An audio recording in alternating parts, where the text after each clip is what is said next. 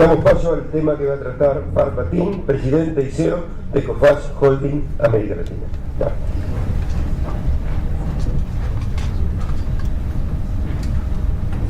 Buenos días. Para mí, como cada año, es un placer estar aquí. Es la 15ª vez que tenemos esta reunión. Desde siempre lo hemos tenido en el Marriott, pero el Marriott ha decidido de venderlo y esta devenía Plaza Hotel y ahora Plaza Hotel está en renovación. Estamos aquí en el Four Seasons, creo, en un cuarto un poco más bonito, un poco más chic. Entonces también es para celebrar 20 años de Coface, 15 años de la conferencia Riesgo País. Entonces es un placer. Cada año estoy trayendo un mensaje. Y me recuerdo hace 2 años, después de la elección del presidente actual aquí en Argentina, era como un mensaje de esperanza. Ahora las cosas pueden cambiar. El año pasado, en 2017, fue un mensaje, las cosas están cambiando, vamos, las cosas van bien. Este año estoy trayendo un mensaje otra vez. El mensaje va a ser un poco distinto, no tanto por Argentina, porque aquí seguimos en el mismo ritmo de cambios y de mejoras, un poco más lento de la expectativa del año pasado, pero vamos. Pero a nivel mundial estamos ya en otra posición, en otro ambiente, y eso es lo que estoy trayendo. Entonces vamos a hablar en los próximos 20-25 minutos, primero de la situación global de la economía. Vamos a enfocar en algunos países claves por el desarrollo de la economía global, y después vamos a ver como cada año qué pasa en América Latina, qué pasa por aquí, y con un zoom sobre el país que estamos aquí. Entonces, la parte global. Y estoy aprovechando todos los nuevos slides de Coface, hemos invertido mucho en publicidad, entonces es muy bonito, pero el mensaje es más importante, ¿no? Entonces, primer parte del mensaje, si miramos al mundo, el número de empresas que tienen problemas de liquidez está disminuyendo. Es decir, que lo que nosotros vemos como compañía de seguro de crédito, donde hay retrasos, donde hay insolvencias, donde hay suspensión de pagos, está mejorando. La situación global está en una fase de coyuntura de aceleración. Es decir, las cosas van bien. Ahí ves, por supuesto, algunas excepciones. Una excepción grande es Gran Bretaña, en la cual que el número de insolvencias está aumentando. Y también en la situación en Asia-Pacífico no está mejorando en este momento. Pero el mundo está bien y vamos mejor. Estamos acelerando con menos problemas de suspensión de pagos, con menos riesgos en el comercio internacional. Pero, siempre hay un pero. Estamos en un momento que la percepción, estamos hablando de realidad, ahora de percepción, que la percepción está empezando a cambiar. En la parte izquierda se ve la percepción, los índices de percepción de los empresarios americanos, y ahí de repente hay una caída que la gente ya no es tan optimista que como hace 6 meses, que están pensando qué de diablos va a pasar. Y en la parte del otro lado, en la parte derecha, vemos que en Europa, en los últimos como 7-8 meses, la gente también está percibiendo que estamos llegando a lo que se llama un turning point, un punto en el cual que la coyuntura va de una situación de expansión, que estamos ahora, a una situación de desaceleración. Entonces, esta es la contradicción, el mensaje que estoy trayendo. De un lado, el mundo va bien, no hay muchos problemas de suspensión de pagos, no hay muchos problemas que los riesgos aumentan, pero ya estamos empezando que la percepción no es la esperanza que las cosas van a mejorar para siempre. Y sabemos muy bien que para siempre es por los cuentos, no es por la realidad. Si miramos algunos parámetros en específico, este es el unemployment, el desempleo en la parte de Europa del Este. Y Europa del Este es parte de la comunidad, bueno, el espacio europeo, pero Europa del Este es entre mercado emergente y mercado avanzado. Ahí vemos que las tasas de desempleo están bajando de manera estructural, de manera continua, y que llega a un momento que hay escasez de empleados, de candidatos, de gente que están buscando empleo. Entonces el mercado laboral entra en una fase que en inglés se llama overheating, es decir, que se deviene un scarce commodity, el empleo, suben los precios, suben los salarios, sobre la inflación, entonces ya está indicando cambios en el rumbo de la coyuntura.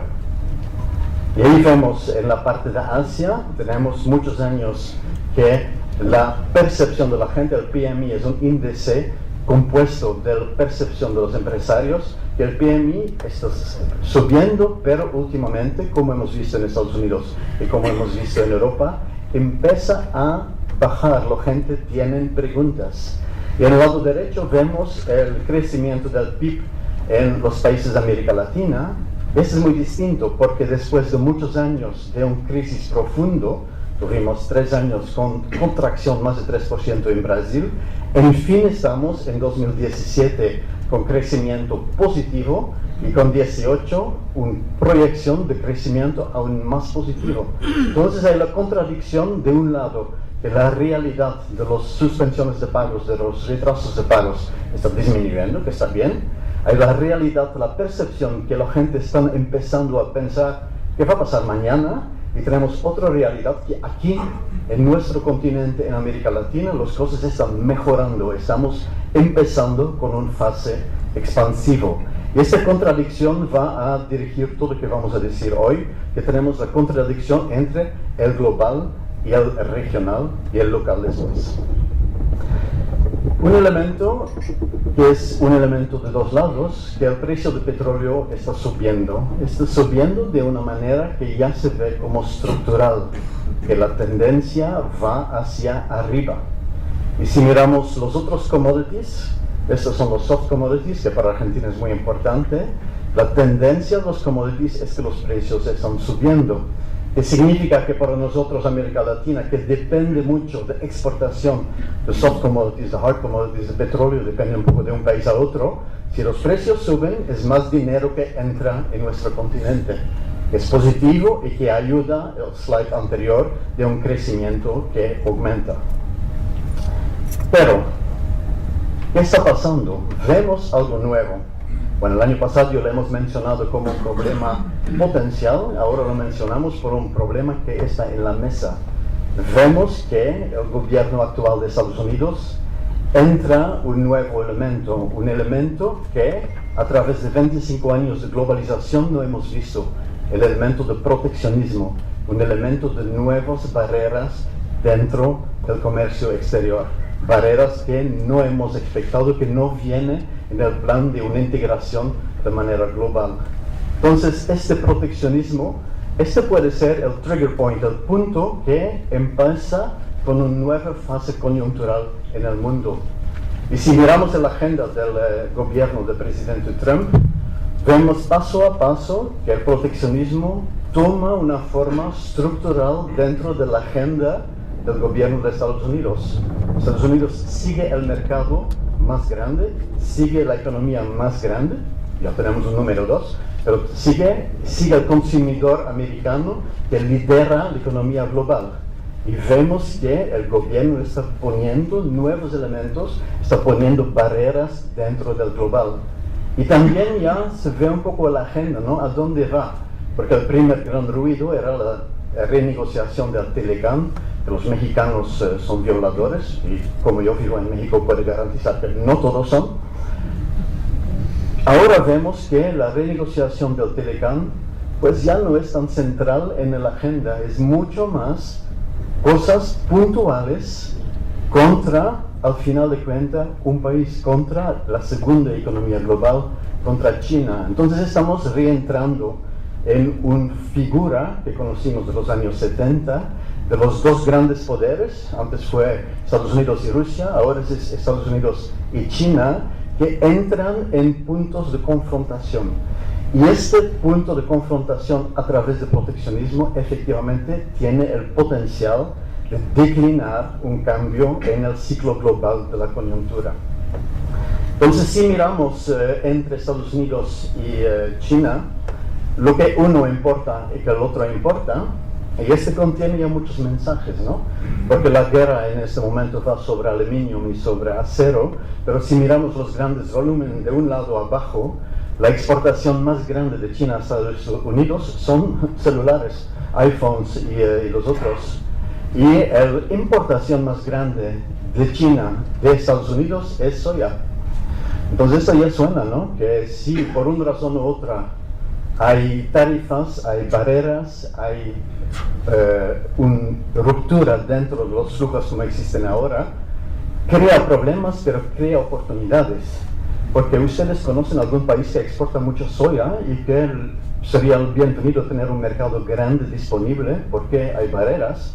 Y suena que cuando la disponibilidad de muchos de estos commodities de un país no se puede exportar de la misma manera que suben los precios, y creo que el sector rural aquí en Argentina le gustaría mucho que suban los precios y que tienen nuevos mercados. Entonces estas barreras tienen el potencial de ruptura, de crear flujos internacionales distintos que sí pueden proteger a algunos obreros en Estados Unidos, pero pueden al mismo tiempo romper muchas oportunidades, pero crear también oportunidades nuevas, que puede ser que efectivamente aquí en América Latina estamos en un ciclo coyuntural diferente.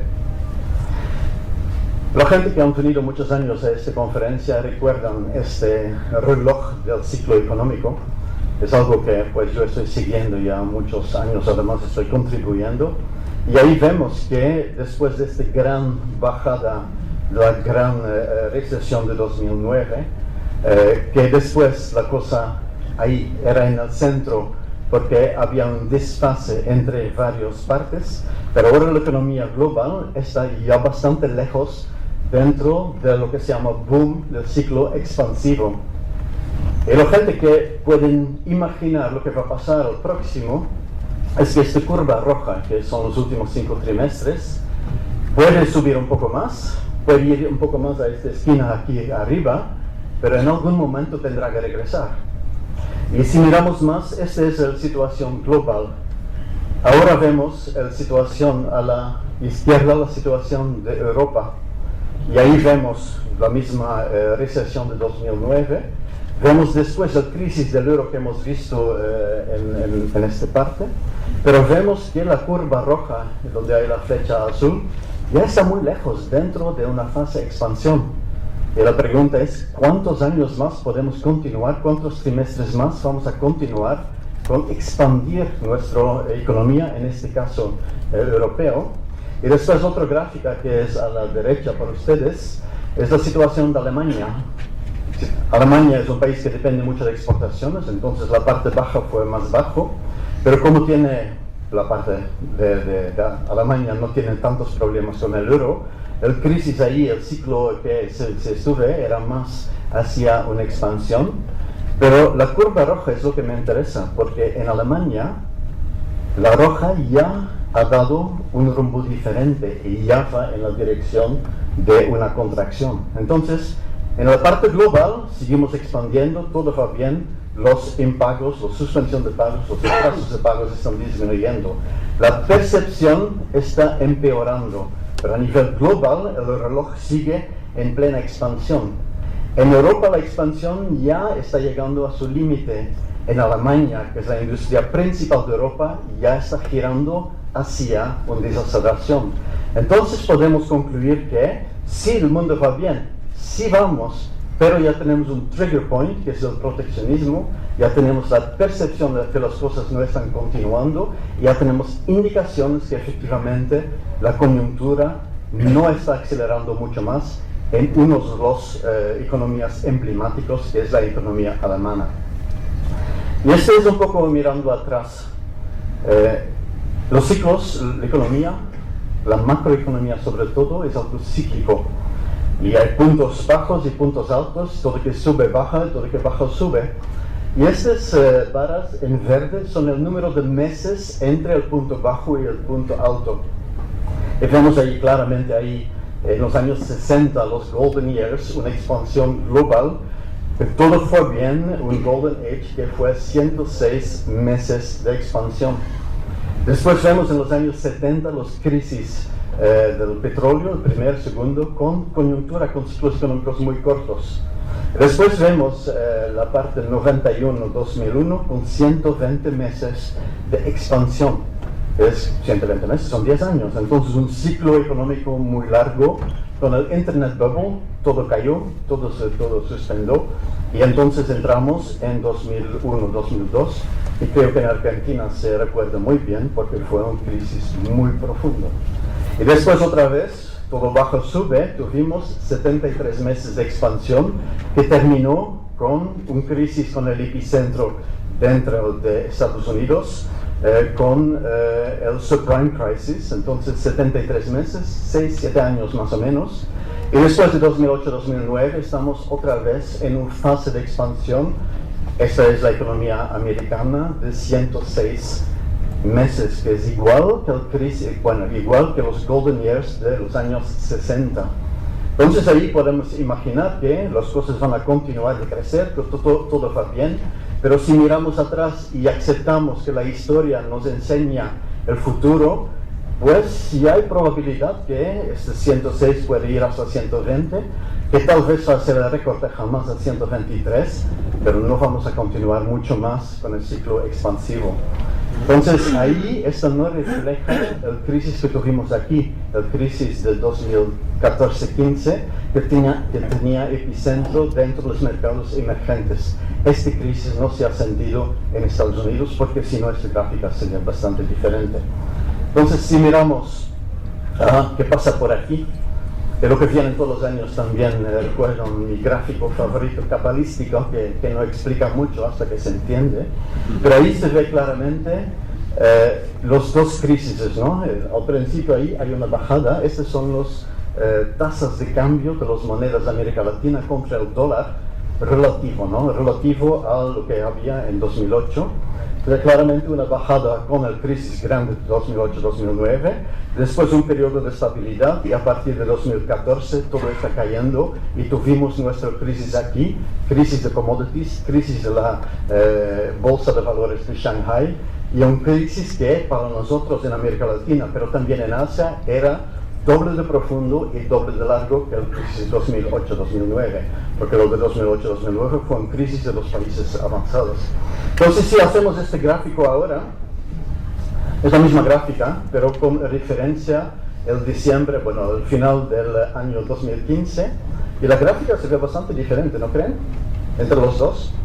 Es decir, ahí son los mismos valores, es la misma manera, misma metodología, es el valor relativo de las monedas de América Latina contra el dólar. Y vemos tres partes. Vemos una parte arriba, vemos una parte en el medio y vemos una parte abajo.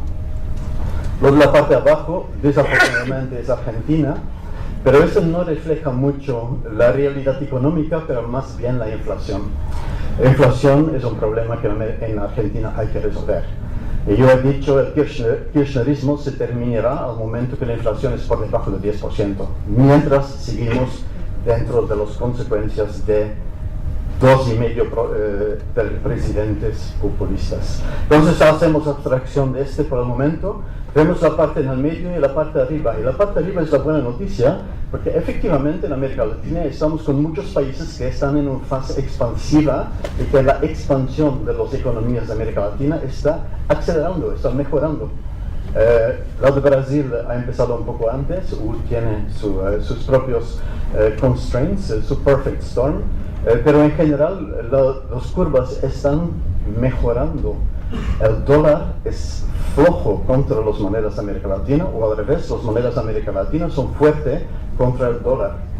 Tres excepciones: uno es el sol peruano, el otro es el colón de Costa Rica y el tercer es el peso mexicano.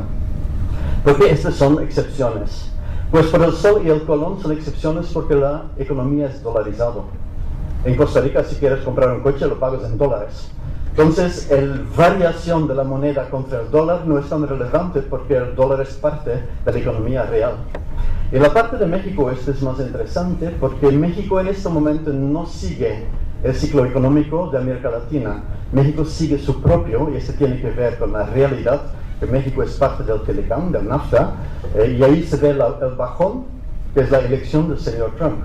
Porque ahí en México está creado mucha incertidumbre, después sube otra vez y es como un poco el forma de la India, ¿no? Un punto abajo y arriba, porque las consecuencias del primer año no fueron tan graves, entonces se recuperó a una estabilidad, pero no sigue la fase expansiva del cono sur, de América del Sur, sigue su propio ritmo y está bastante estable, pero que indica más bien una incertidumbre mucho más que una fortaleza económica. Entonces estamos con una contradicción, que de un lado estamos en un mundo expansivo ya 8 o 9 años, pero los ciclos económicos como máximo son de 10 años, entonces que el ciclo económico global ya está entrando en la fase final, que próximamente vamos a tener menos crecimiento. Y al mismo tiempo tenemos en América Latina, en el cono sur, en la parte de que estamos aquí, una fase que el ciclo económico está expandiendo, está acelerando. Y si tienes una curva que baja y otra curva que sube, en cierto momento van a cruzar. Y esta es la gran pregunta que tenemos ahora. ¿En qué momento estas dos curvas van a cruzar y cuál va a ser la consecuencia por la economía de América Latina? Esta es la gran pregunta. Vamos a entrar un poco más en algunos países, pero si me permiten voy a coger un poco de agua.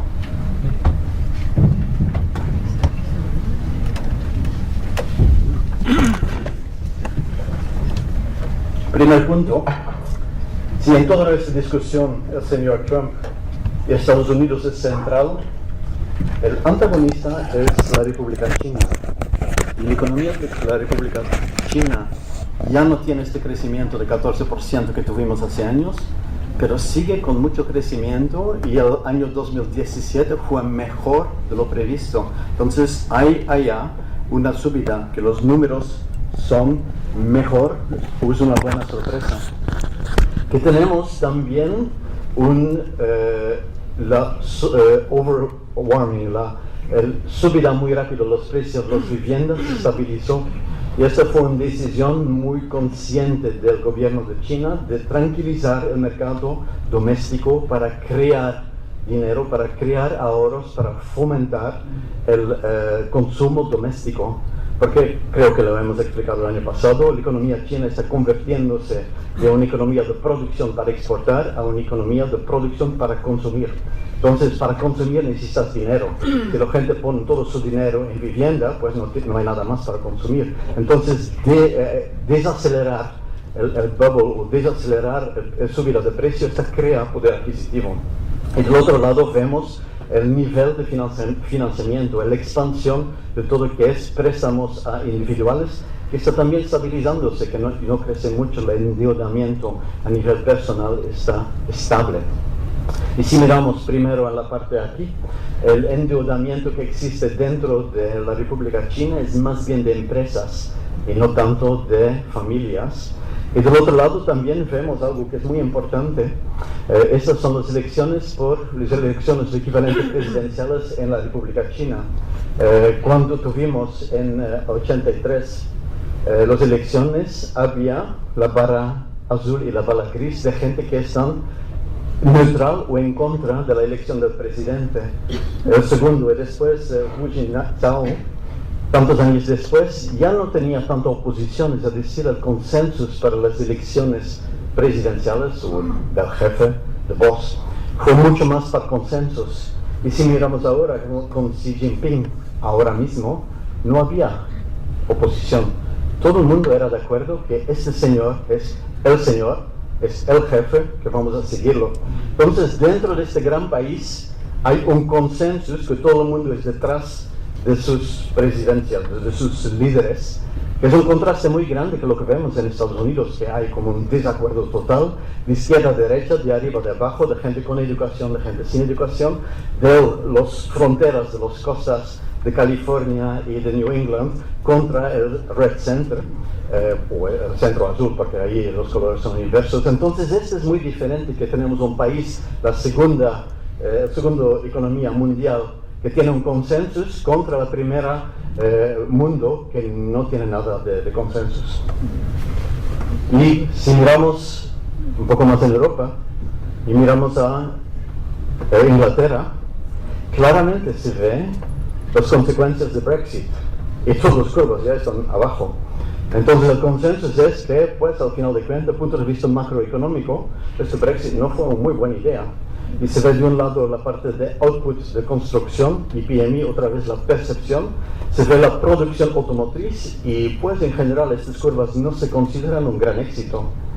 Y si miramos también la parte de consumo dentro del Reino Unido, pues tampoco va en la buena dirección, ¿no? Entonces ahí, aparte de la curva que enseñó de Alemania, si miramos más en detalles a Gran Bretaña, las cosas están aún mucho peor. Ya están en la parte de desaceleración bastante visible y la incertidumbre que traiga en todas estas negociaciones con la Comunidad Europea.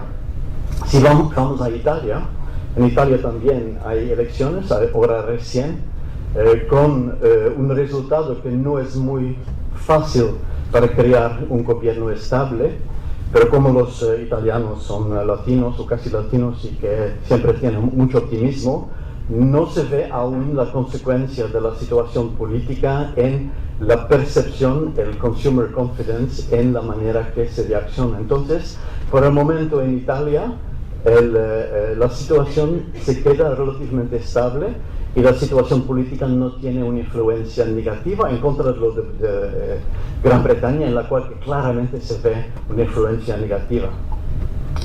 Cuando vemos la parte de Europa del Este, ahí la situación es bastante bien, ya vemos que hay un problema de escasez de empleados, de labor, una falta de desempleo, pero un parte grande, que es la parte de construcción, no va en el buen camino. La construcción está contrayendo, que también ya es como una percepción que estamos al final de un ciclo de expansivo monetario.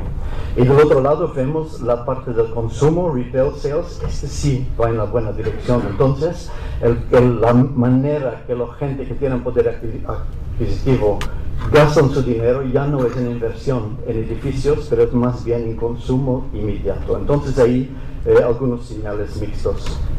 Si miramos a África, África es un continente en el cual probablemente no estamos hablando mucho, ahí vemos que África no es un bloque homogéneo. Es decir, en 2013, hace 5 años, África tenía una tendencia de crecimiento rápido, pero bueno, la economía en países africanos es muy pequeño, si acelera y si crece bien, pues es bueno para todos, ¿no? Y en África también, cuando nosotros aquí en América Latina tuvimos esta crisis muy profundo, ahí también se ve mucho colores oscuros y rojos, que es falta de crecimiento, crecimiento negativo. Entonces, la crisis que tuvimos aquí en mercados emergentes también se sentía dentro de los países africanos. Y si miramos ahora, es un dibujo mixto, es decir, algunos países tienen crecimiento, algunos países tienen crecimiento alto, pero otros países siguen con tendencia muy negativa. Entonces hay señales mixtos, la parte africana, hay países que van bien, hay países que van mal, incluso muy mal, y a veces esto tiene que ver con religión también. No vamos a entrar en la discusión de religión, pero sí tiene una influencia. Pero por supuesto también tiene un elemento de commodities. Si el precio del petróleo sube, todos los países que producen petróleo de repente tienen más dinero y de repente la economía está creciendo. Si vamos a África del Sur, este mismo PMI, la percepción de los empresarios, está en una situación bastante alta.